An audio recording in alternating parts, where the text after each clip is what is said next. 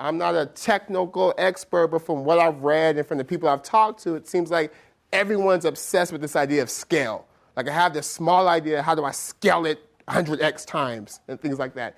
And in politics, it's almost the same way. People get one office and they think about, okay, how do I go from city council to UN ambassador? Or how do I go from city council to UN secretary general? And it's crazy. I'm like, wait.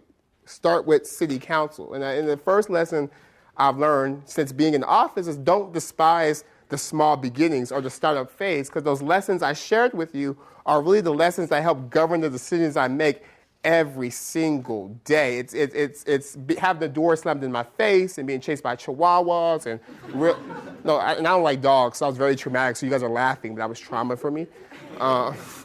But it was those experiences that keep me humble. It's talking to the grandmother on the porch or talking to the people who don't vote, who really inform the decisions I make. And I think oftentimes we're always in so much of a hurry to move on to the next and get bigger and better, when it's really the basics and the small beginnings that set the foundation for any scale that comes on top of it.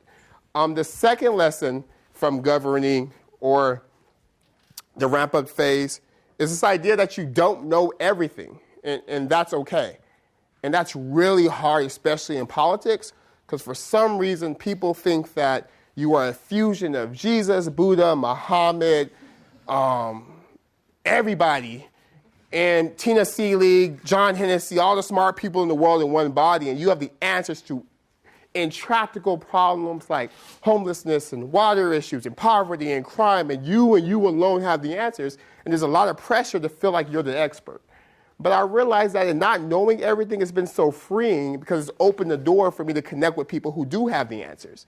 So it's been great to work on issues like poverty and realize that I have some Stanford experience and lived experience, but there are some subject matter experts who've been doing this work in this community for 25 years, who may not have the degrees or the pedigree, but they know what they're talking about. And it's been so freeing to say, you guys, you know what?